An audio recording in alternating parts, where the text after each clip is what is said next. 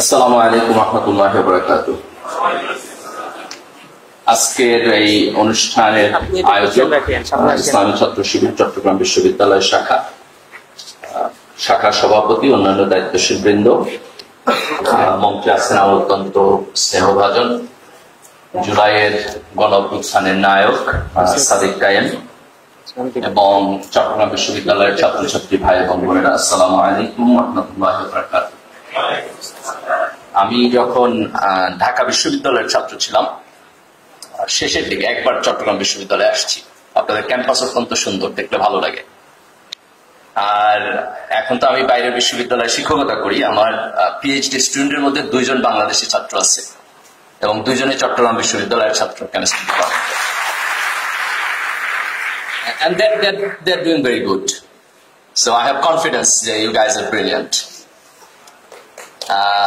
এবং আমি যখন বসে দেখতেছিলাম যে চট্টগ্রাম বিশ্ববিদ্যালয় শাখা তাদের 7 দফা কর্মসূচির একটা বুকলেট করছে। This is wonderful. আমি চট্টগ্রাম বিশ্ববিদ্যালয়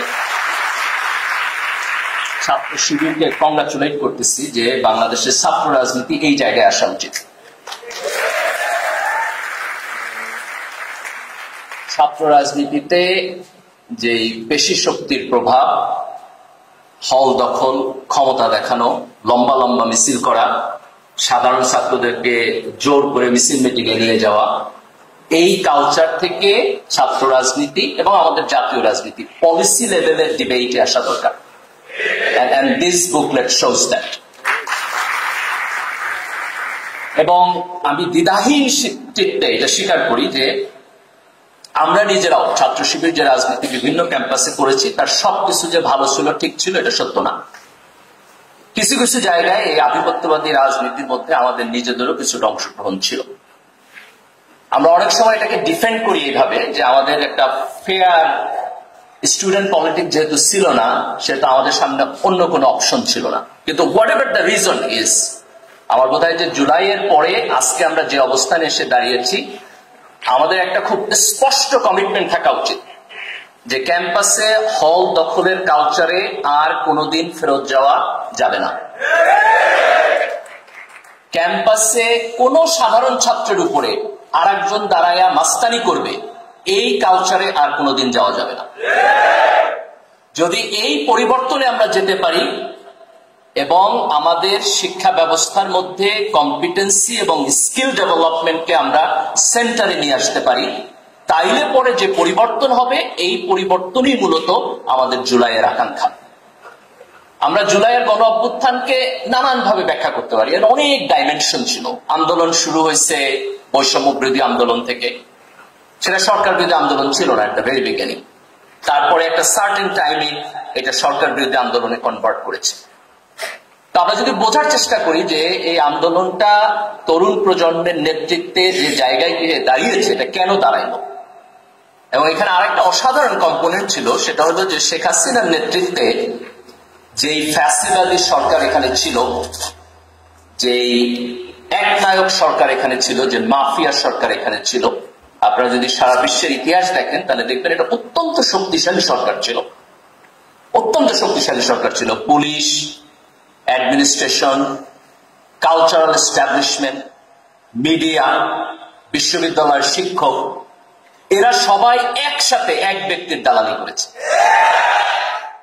একজন বিশ্ববিদ্যালয়ের ভিসির কথা আর রাস্তার একজন পলিটিক্যাল অ্যাক্টিভিস্ট যে টোকাই, তার কথা, এই দুয়ের মধ্যে মানে কে বলতেছে, এটা যদি আমি নাম সরাই দিই তাহলে বোঝার কোনো উপায় ছিল না যে কথাটা কার। তো বাংলাদেশে এমন একটা জায়গায় গিয়েছে। তো সেই জায়গা থেকে এই যে তরুণ প্রজন্ম এত বড় একটা বিপ্লব করতে পারলো, এটাকে আমি একটু ডিফারেন্ট জায়গা থেকে দেখি।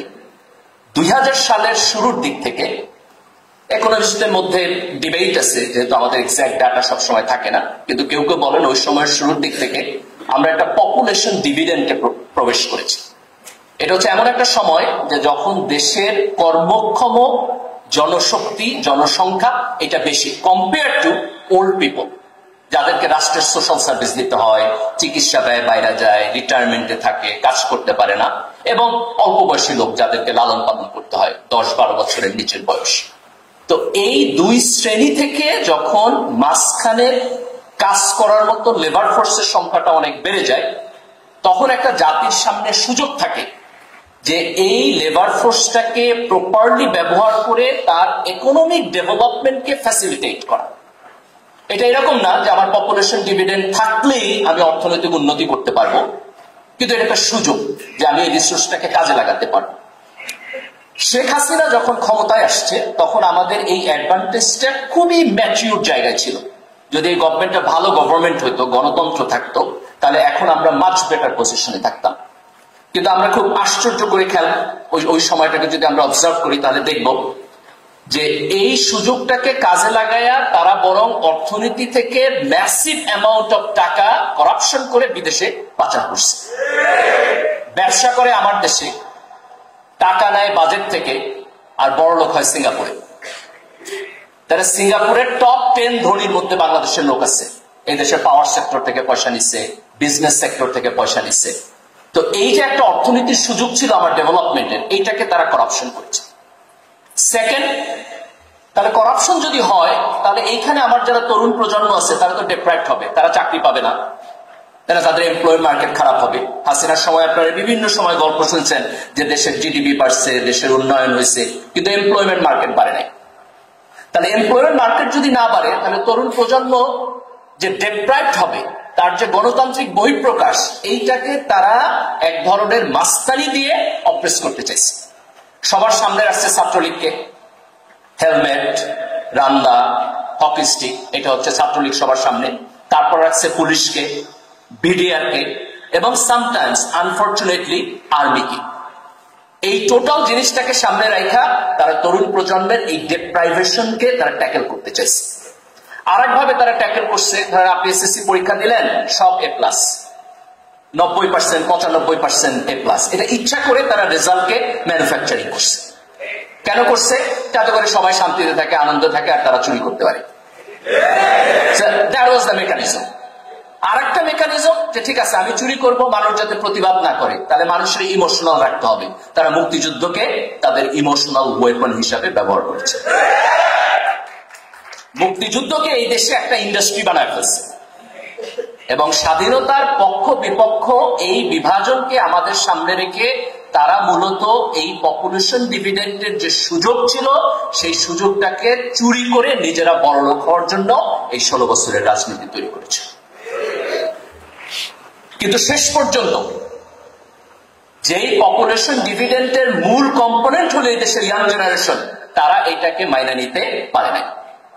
বিভিন্ন সিচুয়েশনের মধ্যে তার বহিঃপ্রকাশ হয়েছে। দেখেন, যে তরুণ প্রজন্ম জুলাই আন্দোলন করছে, আপনারা এরাই আর্লিয়ার আপনার নিরাপদ সড়ক আন্দোলন করছে সরকারের বিপক্ষে। সেই আন্দোলনে ছাত্রলীগ দিয়ে তারা পিটাইয়া অবদমন করার চেষ্টা করছে। তো এইটা একটা ধারাবাহিক কনসিকুয়েন্সের মধ্য দিয়ে গিয়ে শেষ পর্যন্ত একটা তরুণ প্রজন্মের বিপ্লবের মধ্য দিয়া এই দেশে একটা টেক্সট বুক ফ্যাসিবাদের পতন হয়েছে। আলহামদুলিল্লাহ। আজকে এই শেখ হাসিনার পতনের পরে আমরা যে জায়গায় দাঁড়িয়ে আছি, এই জায়গা থেকে আমরা যদি সামনে যাইতে চাই, আমরা যদি মনে করি যে আমাদের এই ন্যাশনকে আমরা এখন রিবিল্ড করব, আমরা আবার নতুন করে তৈরি করব, তাহলে কয়েকটা জায়গায় আমাদেরকে চোখ দিতে হবে।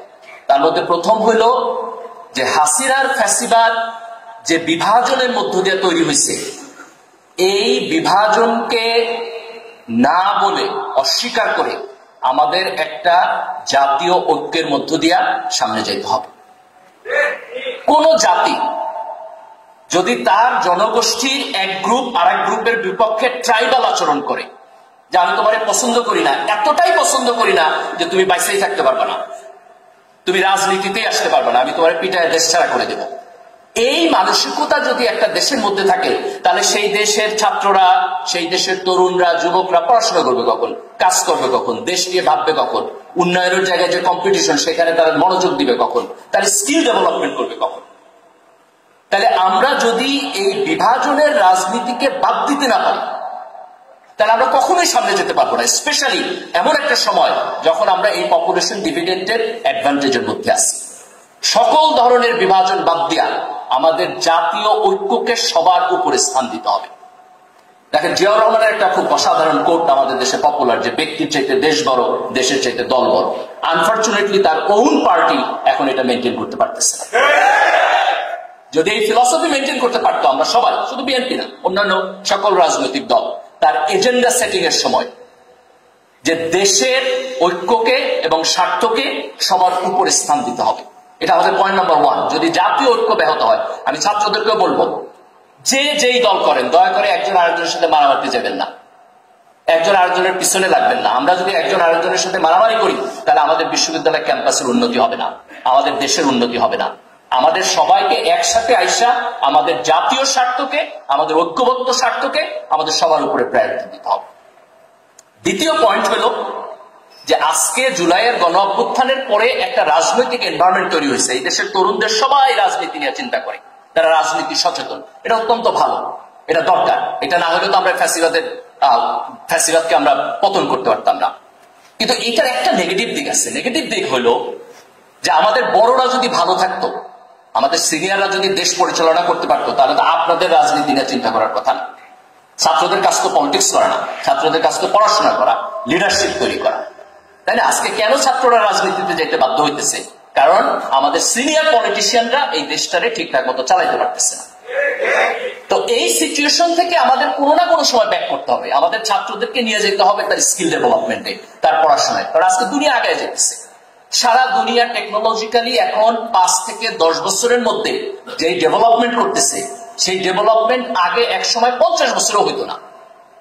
আগে একেবারে প্রিসাইসলি যদি দেখেন যে 1950 থেকে 2000 সাল পর্যন্ত যতখানি ডেভেলপমেন্ট হয়েছে সায়েন্স, টেকনোলজি, ইকোনমি, আপনি গত 10 বছরে দেখবেন তার চেয়ে অনেক বেশি ডেভেলপমেন্ট হয়েছে। আগামী 5 বছরে দেখবেন এই ডেভেলপমেন্ট হয়েছে। তো এখন ডেভেলপমেন্ট যদি এত ফাস্ট হয়, তাহলে তো যারা ম্যান পাওয়ার, যারা মার্কেটে যাবে, তাদের তো তার স্কিল কন্টিনিউয়াসলি ডেভেলপ করতে হবে। এই স্কিল ডেভেলপমেন্ট কোথায় হবে? হবে আমার বিশ্ববিদ্যালয়। তাহলে বিশ্ববিদ্যালয়ের কাজ কি? বিশ্ববিদ্যালয়ের কাজ হলো সে তার এডুকেশন সিস্টেমকে আপ টু দা মার্ক করবে, যাতে করে এখানে এই ট্রেনিংটা হয়, ইনোভেশন হয়, ছাত্ররা এটা শিখতে পারে, গ্লোবালি যায় কম্পিটেন্ট হইতে পারে এবং নেতৃত্ব দিতে পারে। তো আমরা যদি এই জায়গা থেকে চোখ ফিরাইয়া সারাক্ষণ আমাদের এই রাজনীতির মারামারির মধ্যে থাকি, তাহলে আমরা এটা করতে পারবো না। এখন যত দ্রুত আমরা এই সিচুয়েশন থেকে দেশ এবং জাতিকে একটা স্টেবল জায়গায় নিতে পারবো এবং তারপর আমাদের শিক্ষা প্রতিষ্ঠানকে পড়াশোনায় ফেরত পাঠাইতে পারবো, স্কিল ডেভেলপমেন্টে ফেরত পাঠাইতে পারবো, সেটা আমাদের জন্য ভালো হবে। এই কাজটা যতদিন না হবে, ততদিন ছাত্রদের দায়িত্ব হলো রাজনৈতিকভাবে সচেতন থাকা এবং বড় জাতীয় ইস্যুতে অ্যাক্টিভিজম করবেন, কিন্তু দলের ছোটখাটো ইস্যুতে অ্যাক্টিভিজম করা উচিত না ছাত্রদের। যখন জাতীয় ইস্যু আসবে, ফ্যাসিবাদের পতনের মতো বিষয় আসবে, আপনার আন্তর্জাতিক আধিপত্যবাদের কোশ্চেন আসবে, আঞ্চলিক আধিপত্যবাদ, ভারতীয় আধিপত্যবাদের কোশ্চেন হবে, তখন ছাত্ররা যাবে। ইসলামের প্রশ্ন হবে, তখন ছাত্ররা যাবে। কিন্তু ছোটখাটো দলীয় ইস্যুতে সারাক্ষণ এক ধরনের রাজনৈতিক অ্যাটিটিউডের মধ্যে থাকা, এটা আমাদের ছাত্র সমাজের জন্য ভালো না। বরং আমাদের ফোকাসটা যাইতে হবে তাদের স্কিল ডেভেলপমেন্টের মধ্যে, এবং এই কারণে আমাদের শিক্ষায় বরাদ্দ বাড়াইতে হবে।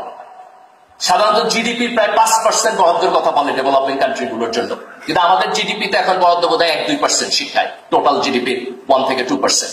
এই বরাদ্দ যদি আমরা না বাড়াইতে পারি এবং বিশ্ববিদ্যালয় লেভেলে যদি শিক্ষা পরিবেশ এটাকে আমরা উন্নত না করতে পারি, তাহলে এই যে দেখেন আমরা সারাদিন ইন্ডিয়াকে গালাগালি করি না, যে ভারতীয় আধিপত্যবাদ আমাদের এখানে আছে, আমরা এটাকে কাউন্টার করতে চাই, কিন্তু আমরা যদি কম্পিটেন্ট না হই, তাহলে আমরা তো কখনোই তাদের ওয়ার্কফোর্সকে আমরা ইন্টারন্যাশনালি, গ্লোবালি, লোকালি কোনো জায়গায় আমরা কম্পিট করতে পারবো না।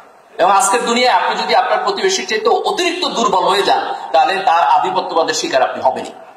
সারা দুনিয়াতে আন্তর্জাতিক জায়গায় কেউ রুল মানে না, কারো মোরালিটি নাই।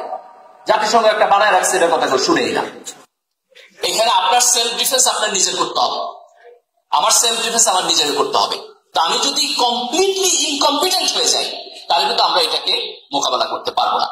তো এই জায়গায় আমাদেরকে জাতীয়ভাবে চোখ দিতে হবে যে আমি রাজনীতি সচেতন থাকবো, কিন্তু সকল জায়গায় পলিটিক্যাল অ্যাটিটিউড, সকল জায়গায় দলবাজি, এই জায়গায় যাওয়া যাবে না।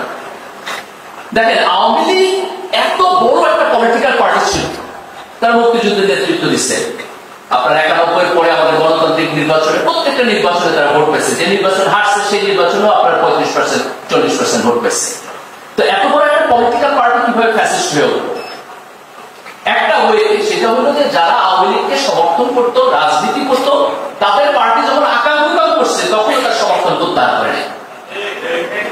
যদি একটা দেশের সংখ্যাগরিষ্ঠ জনগণ তার মস্তিষ্ক এবং তার নীতিবোধ কাছে বন্ধক দিয়ে দেয় যে তুমি চুরি করো, ডাকাতি করো, বদমাইশি করো, গুম করো, খুন করো, করাপশন করো, ডাজন্ট ম্যাটার, আমি তোমার সমর্থন করেই যাব, তাহলে তো কোনোদিন কোনো দেশের রাজনীতির উন্নতি হবে না। এই এলিজেন্স যদি আমরা বিএনপি দেই, তাহলে বিএনপি আগামীকালকে আওয়ামী লীগের মতো ফ্যাসিস্ট হবে। এই এলিজেন্স যদি আমরা জামাত ইসলামীকে দেই, তাহলে জামাত ইসলামী আগামীকালকে ফ্যাসিস্ট হবে। এই এলিজেন্স যদি আমরা এনসিপি কে দেই, তাহলে এনসিপিও আগামী দিনে ফ্যাসিস্ট হবে। এটা পরিবর্তন করার একমাত্র ওয়ে হলো সংখ্যাগরিষ্ঠ নাগরিকরা আনকন্ডিশনালি কোন দলকে সাপোর্ট করবে না, তার নিজের দলের অন্যায়কে সে সমালোচনা করবে এবং রাজনৈতিক মতভেদ পলিসি লেভেলের ডিসকাশনে আসতে হবে এবং বিশ্ববিদ্যালয় ক্যাম্পাস তার হোস্ট হবে, যে আমরা একটা সুস্থ পরিবেশের মধ্যে এই পলিসি লেভেলের আলাপ আলোচনা আমরা করতেছি। এবং এই পরিবর্তনটা আমরা করতে চাই জুলাইকে সামনে রেখে, যেহেতু জুলাই একটা অসাধারণ মোমেন্ট, যে মোমেন্টে আমাদের তরুণরা রাস্তায় নামছে, বুকের রক্ত দিচ্ছে, আন্দোলন করছে, তাদের যে সাহস, যে কমিটমেন্ট, যে স্বপ্ন, যে অ্যাসপিরেশন ছিল, এটা আমাদের এই টোটাল জেনারেশনকে আগামী কয়েক ডেকেডস ইনশাআল্লাহ অনুপ্রেরণা দেবে।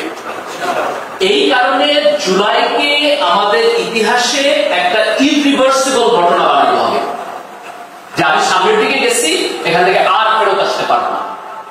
এই ইরিভার্সিবল ঘটনা বানানোর জন্য আমাদের যেটা প্রথম কাজ করতে হবে, সেটা হচ্ছে জুলাইয়ের একটা ঘোষণাপত্র লাগবে। দেখেন 1940 সালে যখন মুসলিম লীগ লাহোর রেজলিউশন দিচ্ছে, লাহোর প্রস্তাব দিচ্ছে, এটা ছিল ব্লু প্রিন্ট, যে আমরা ব্রিটিশদের কাছ থেকে স্বাধীনতা পাইয়া, আজাদি পাইয়া 47 আমরা পাকিস্তান শাসন করেছিলাম। এই ঘোষণাপত্রে সেখানে খুব হিউজ কন্ট্রিবিউশন ছিল। আমাদের মুক্তিযুদ্ধের সময় 1971 সালের এপ্রিলে তৎকালীন সরকার আপনার মুক্তিযুদ্ধের ঘোষণাপত্র দিচ্ছে। পৃথিবীর বিভিন্ন দেশে যদি আপনি যান, আমেরিকার যখন ফ্রিডম ফাইট হয়েছে, তাদের সেখানে ডিক্লারেশন অফ ইন্ডিপেন্ডেন্স ছিল। তো আজকে আমাদের একটা জুলাইয়ের ঘোষণাপত্র লাগবে, যে এই ঘোষণাপত্র এই তরুণ প্রজন্মের যে আকাঙ্ক্ষা, এই দেশকে নিয়ে, এই দেশের ভবিষ্যৎকে নিয়ে, এই দেশের রাজনীতিকে নিয়ে, সেই আকাঙ্ক্ষার একটা বহিঃপ্রকাশ লাগবে, যাতে করে আমরা এটাকে সেন্টার করে আমরা আগামী দিনের রাজনীতি আমরা তৈরি করতে পারি। সেকেন্ড, আমাদের রাজনীতির সিস্টেমের একটা সংস্কার লাগে। এই সংস্কারটা অনেকে ঠিকঠাক মতো উপলব্ধি করতে পারে না। কেউ এটা বলার চেষ্টা করে যে হাসিনার সময় গণতন্ত্র ছিল না, যে আমরা এখন একটা গণতান্ত্রিক ইলেকশন দিয়ে দিলে তো আমাদের রাজনীতি আবার ঠিকঠাক মতো চলবে। কিন্তু এখানে ফিলসফিটা হলো যে আমাদের যে কনস্টিটিউশনাল সিস্টেম, যেই পদ্ধতিতে আমাদের সরকার ব্যবস্থা চলে, এই সিস্টেমের মধ্য দিয়ে যেহেতু শেখ হাসিনা তৈরি হয়েছে, তাহলে কোথাও না কোথাও এই সিস্টেমের মধ্যে লিমিটেশনস আছে, প্রবলেম আছে, লুপহোল আছে। তো আমরা যদি এইটাকে প্রপারলি এভালুয়েট করে কিছু কিছু জায়গায় কিছু লুপহোল বন্ধ করতে পারি, সিস্টেম্যাটিক স্ট্রাকচারাল ডেভেলপমেন্ট করতে পারি, তাহলে আমাদের আগামী গণতান্ত্রিক সরকার অতীতের গণতান্ত্রিক সরকারের চাইতে কোয়ালিটেটিভলি ভালো হবে। সো হোয়াই নট, আমরা যদি সুযোগটা পাইছি আবার নতুন করে শুরু করার, তাহলে হোয়াই নট আমরা এই চেঞ্জগুলোকে একটু অনেস্টলি, একটু সিনসিয়ারলি আমরা দেখব। এই কারণে আজকে আমরা জুলাই সনদের কথা বলতেছি, যে রাজনৈতিক দলগুলো আলাপ আলোচনা করে একটা কনসেনসাসে আসবে যে কিছু কিছু পরিবর্তন আমরা এগ্রি করব। বাংলাদেশের ইতিহাসে এটা একটা অসাধারণ ঘটনা ঘটছে, যে দেখেন ঐক্যমত্য কমিশনে ব্যাক অ্যান্ড ফোর্থ আলোচনা হইতেছে। একবার পলিটিক্যাল পার্টি আসতেছে, তারা বসতেছে, না বলতেছে, আবার চলে গেছে, আবার আসছে, এক ধরনের নেগোসিয়েশন হইতেছে। আমরা কিন্তু অনেক দিন এই আর্ট অফ ডিসকাশন আমাদের রাজনীতিতে দেখি নাই। এটা খুবই অসাধারণ ঘটনা। এবং কয়েকটা জায়গায় আমাদের ঐক্যমত হয়েছে 70 অনুচ্ছেদ আমাদের সংবিধানের, এটাতে যাতে পার্লামেন্টে গিয়ে এমপিরা যেন দলের এগেনস্টে কিছু কিছু জায়গায় ভোট দিতে পারে। ওয়ান্ডারফুল ডেভেলপমেন্ট হয়েছে। প্রধানমন্ত্রী, নির্বাচিত প্রধানমন্ত্রী এক ব্যক্তি যেন 2 বারের বেশি থাকতে না পারে, এটার ব্যাপারে একদম ঐক্যমত হয়েছে। বিচার বিভাগে ইন্টারভেনশনের জন্য যাতে সিনিয়রিটি ভায়োলেট করে প্রধান বিচারপতি না করতে পারে, এটার ব্যাপারে ইন্টারভেনশন হয়েছে। সো এটা ওয়ান্ডারফুল জিনিস। এইখানে একটা জিনিস আমাদের বাকি আছে যেটা অত্যন্ত গুরুত্বপূর্ণ, সেটা হলো সংসদের উচ্চকক্ষ। সংসদের উচ্চকক্ষের ব্যাপারে 2টা ধারণা আছে। একটা ধারণা হলো যে ঠিক আছে, আমি সংসদের একটা উচ্চকক্ষ করব, এটাকে টেকনোক্র্যাট লোকদেরকে নিয়ে আসবো, যারা সরাসরি পলিটিক্স করে না, নির্বাচন করে না। তো আমি যদি শুধু টেকনোক্র্যাট লোকদেরকে নিয়ে আসি, তাহলে উচ্চকক্ষ নিম্নকক্ষের সাথে কোনো ব্যালেন্স তৈরি করবে না। কেন তৈরি করবে না? উচ্চকক্ষে আমি পার্সেন্টেজ কিভাবে দিব? এই যে টেকনোক্র্যাট কোন দল থেকে আসবে? তো একটা প্রস্তাব হলো যে নিম্নকক্ষে যার যতগুলো আসন থাকবে ওই অনুপাতে হবে। ধরেন আমি ইলেকশন করলাম, আমি নিম্নকক্ষে 250 সিট পাইলাম, আমার ব্রুট মেজরিটি, আর বিরোধী দল 50 সিট পাইল। তাহলে উচ্চ কক্ষে গিয়েও ওই আপনার মানে 50/300 যে পার্সেন্টেজ হয় ওই পার্সেন্টেজে বিরোধী দল সিট পাবে, আর আমার 250% আমি সিট পাবো। তাহলে আমার নিম্নকক্ষে যদি 80% থাকে, উচ্চ কক্ষ আমার 80% থাকবে। তাহলে আমার নিম্নকক্ষ ক্ষমতা আছে, উচ্চ কক্ষ ক্ষমতা আছে, তাহলে তো চেক অ্যান্ড ব্যালেন্স হলো না। আমি যদি চেক অ্যান্ড ব্যালেন্স করতে চাই, তাহলে উচ্চ কক্ষের কম্পোজিশন নিম্নকক্ষের কম্পোজিশন থেকে আলাদা হইতে হবে। আলাদা করার দুইটা প্রক্রিয়া আছে। একটা প্রক্রিয়া হলো যে আমি ইলেকশনটা আলাদা করে দিব, লোকেরা দুই জায়গায় ভোট দিবে, তার ফলে জনগণ ডিসাইড করবে যে আমি দুই জায়গায় এক পার্টিকে মেজরিটি দিব কিনা। তারপরে হইতে পারে যে একসময় আমাদের লিটারেসি তৈরি হবে ভোটারদের মধ্যে, যে আমি নিম্নকক্ষকে এক পার্টির ভোট দিব, উচ্চ কক্ষরে আমি আর এক পার্টির ভোট দিব। এটা হলো একটা ওয়ে। আরেকটা হলো যে আমি ইলেকশন ডিজাইনের মধ্যে এমন কিছু আনবো যাতে উচ্চ কক্ষের কম্পোজিশন আলাদা হয়। যদি উচ্চ কক্ষে আমি পিআর দেই আর নিম্নকক্ষে যদি সরাসরি নির্বাচন হয়, তাহলে নিম্নকক্ষে যে 250 সিট পাইছে সে তো উচ্চ কক্ষে 70% ভোট পাবে না। তারপর উচ্চ কক্ষে সরকারি এবং বিরোধী দল কাছাকাছি থাকবে। কাছাকাছি থাকলে উচ্চ কক্ষে যাইয়া তারা আলাপ আলোচনা করতে বাধ্য হবে। তাহলে নিম্নকক্ষের সরকার প্রধান কি হবে এটা নির্ধারিত হবে, কিন্তু উচ্চকক্ষে আমি সিলেক্টিভ কিছু দায়িত্ব দিব, খুব বেশি না। যেমন সংবিধান সংশোধন উচ্চকক্ষে যাইতে হবে, প্রধান বিচারপতির নিয়োগ উচ্চকক্ষে যাইতে হবে, প্রধান নির্বাচন কমিশনের নিয়োগ উচ্চকক্ষে যাইতে হবে।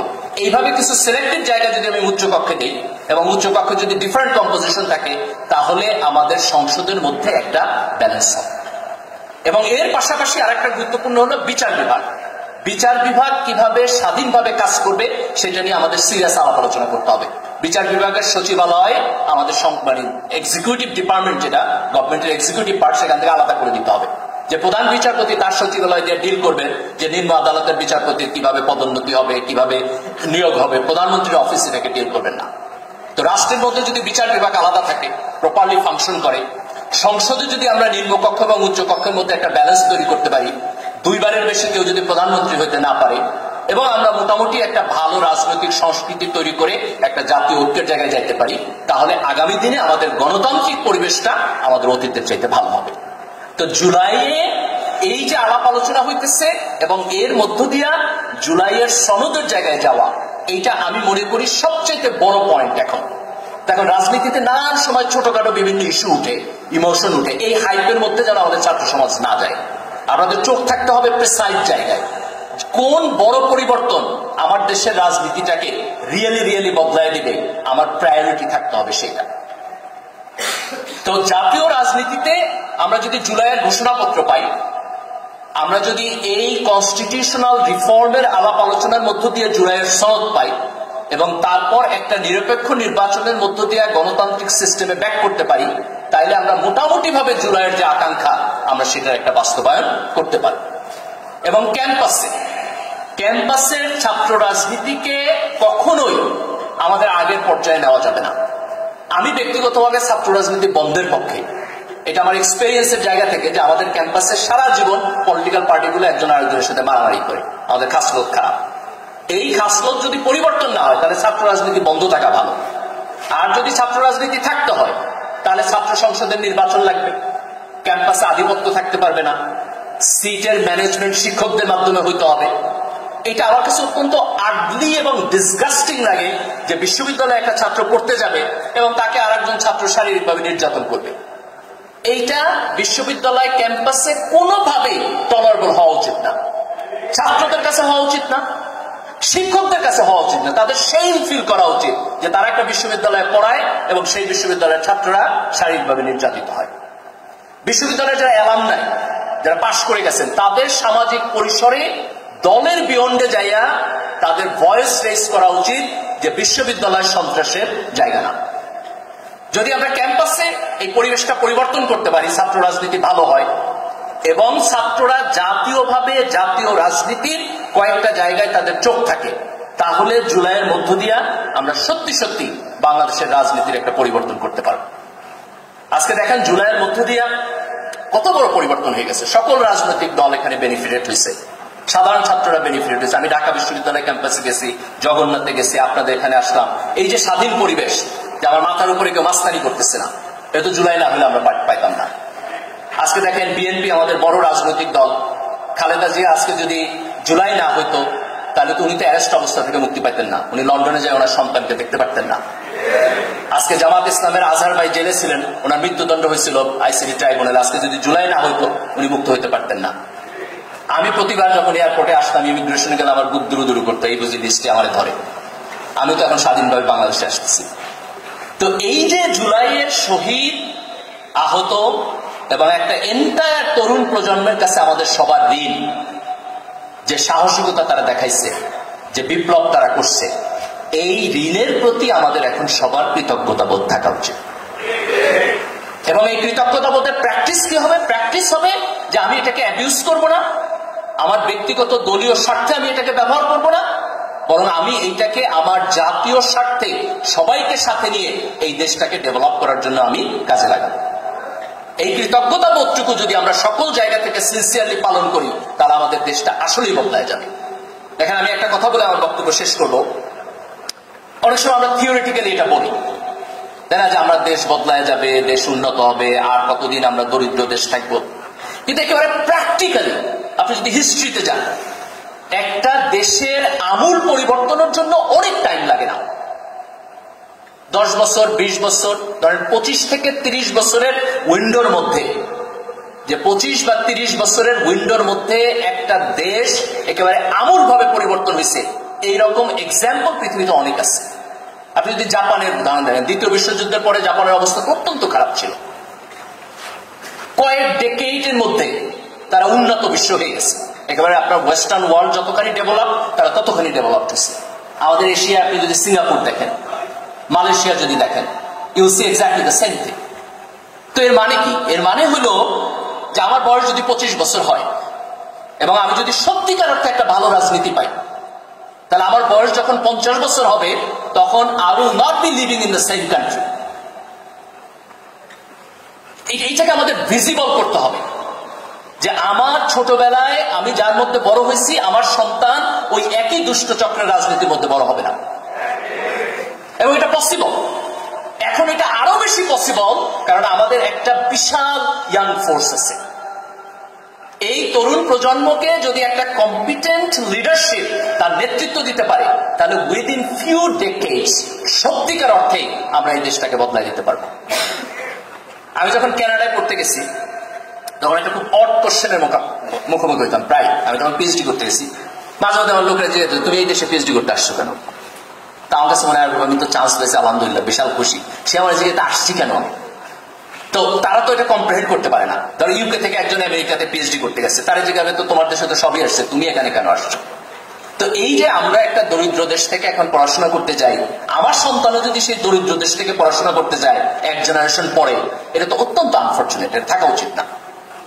আজকে আমরা যেই ক্রিটিক্যাল মোমেন্টে দাঁড়ায় আছি, যে অসাধারণ ইয়াং জেনারেশন আমাদের সামনে আছে, যারা অসাধারণ সাহস দেখাইয়া একটা টেক্সট বুক ফ্যাসিস্ট গভর্নমেন্টকে তার জায়গা থেকে সরাই দিচ্ছে, একটা আঞ্চলিক আধিপত্যবাদী সরকার যার পিছনে বিদেশি শক্তি ছিল তাকে সরাই দিচ্ছে। এই তরুণ প্রজন্ম যদি প্রপারলি কাজ করতে পারে, তার ভালো নেতৃত্ব থাকে, ভালো লিডারশিপ থাকে, ভালো পলিটিক্যাল সিস্টেম থাকে, তাহলে 2-3 দশকের মধ্যে এই দেশকে সত্যিকার অর্থে পরিবর্তন করে দেওয়া যায়। আমি এখনো মাঝে মধ্যে জুলাইয়ের ভিডিও দেখি। আমি তরুণদের চোখ দেখতে চাই, তাদের বিশ্বাস, তাদের স্বপ্ন, তাদের যে আত্মবিশ্বাস, এটা আমাকে অত্যন্ত অনুপ্রেরণা দেয়। এবং আমি দৃঢ়ভাবে বিশ্বাস করি যে বাংলাদেশ ইনশাআল্লাহ আপনাদের হাত ধরিয়া, আপনাদের জেনারেশনের হাত ধরিয়া বদলায় যাবে ইনশাআল্লাহ। কেউ এটা ঠেকাইতে পারবে না। আল্লাহ সুবহানাহু ওয়া তাআলা আমাদের উপর রহম করুক, যাতে করে আমরা সবাই মিলে আমাদের মাতৃভূমি, আমাদের দেশকে বিশ্বের দরবারে একটা শক্তিশালী এবং অনুকরণীয় জাতি এবং দেশে পরিণত করতে পারি। আসসালামু আলাইকুম ওয়া রাহমাতুল্লাহি ওয়া বারাকাতুহু।